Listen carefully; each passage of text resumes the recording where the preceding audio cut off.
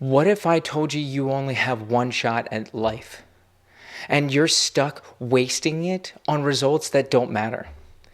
Today, I'm going to show you how Stoic wisdom, a Drake lyric, and a Japanese ritual can help you live a life without regret. Let's dive in.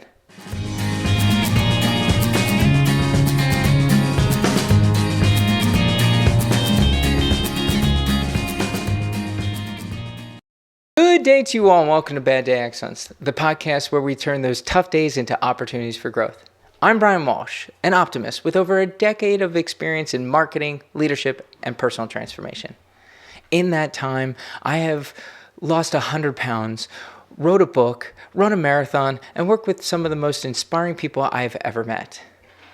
I'm here to guide you to create habits to create clarity, success, and a meaningful life, even when life feels a little chaotic. Every week, we'll dive into the art of habit formation and how you can apply it to your career, parenting, relationships, and beyond. Ready to turn a bad day into your next breakthrough? Let's get started. The world and humankind are destined to die one day. The Stoics have this concept, this phrase, Memento Mori, which translates to remember you must die. It sounds morbid, but it's true.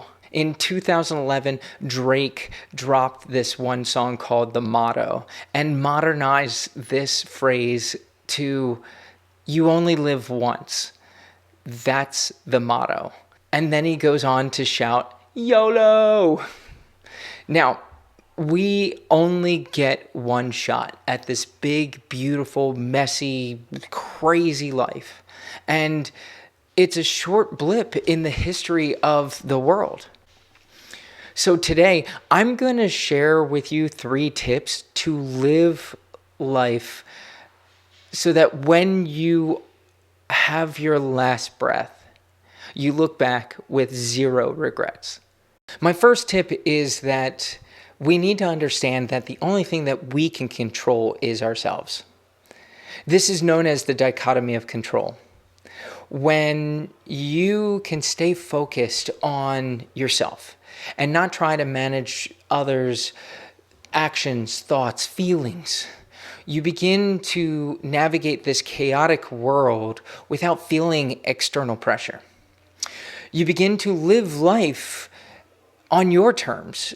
You stop playing the victim and not worry about validations from others or events completely out of your control. This is why Mel Robbins has been able to sell millions of copies of her The Let Them Theory book, and why people are even getting the tattoos of the words let them permanently on their skin. The only problem is that that's only half of her message. The other half is let me.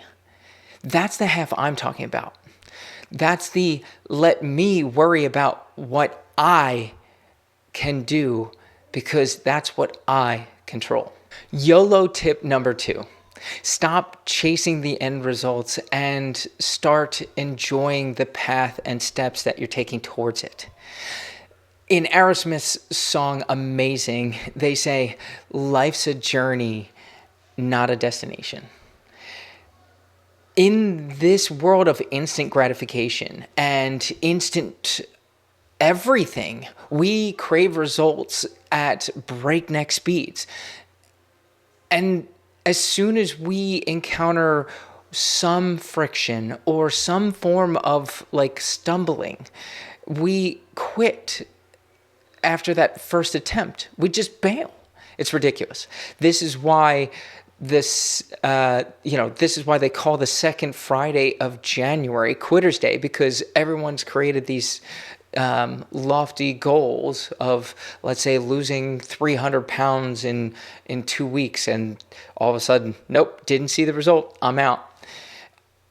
The most successful people in finance, professional sports, and business throughout history are individuals who have embraced the basics and refined them over long periods of time.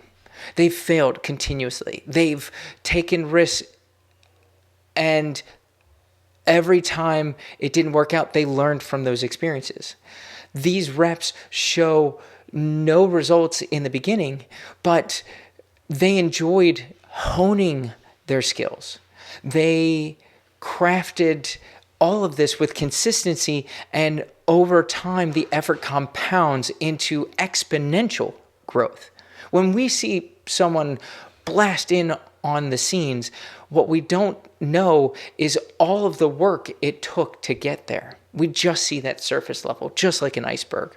In another episode, I mentioned that I'm on a path to help 9.5 million people. When I throw that number out at people, they're like, oh my God, like, how are you going to do that? They lean in, yes, but they're always thinking that I'm going to do this now. No, I have this planned over 15 years. And how is this going to work? Compound effect. I am focused on just one more person.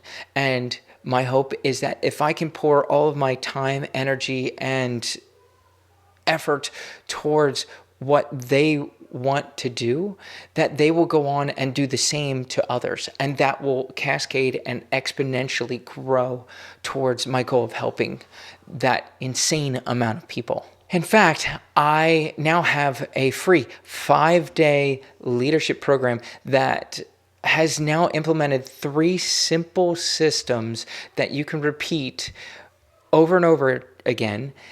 And if done consistently, you should free up about 8 hours to do meaningful work. Or maybe you just free up your Fridays for golf. And yes, that is one of the goals of a leader that I'm working with currently. He wants to golf more. Quick plug, if you are interested in my Leadership Clarity Challenge, let me know. Drop a comment or email me at brian@baddayexcellence.com. So figure out your goal. Set a long time horizon to achieve it, and embrace the compound effect of putting in the boring work. This all sounds like a drag, I know. I've been asking you to focus on yourself, live a boring life and everything, but hang in there. Tip number 3 is about embracing the YOLO fully. The Misogi challenge.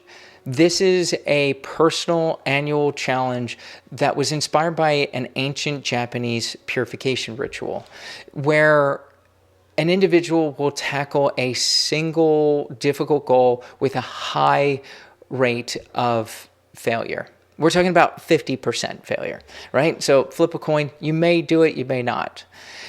The goal is to push yourself into your uncomfortable zone and create significant personal growth and resilience.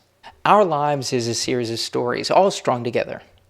When we reflect back, we actually only see the average of the peaks and valleys of our lives. The Misogi challenge basically creates peaks that are so high that they eclipse those valleys. And we begin to really just look back with a lot of excitement and smiles. In fact, every podcast, I start with some of my peaks. Like, for instance, I lost 100 pounds. I wrote a book and ran a marathon. I challenged myself to write that book, Habit Craft 101, and I think maybe I sold 22 copies, right?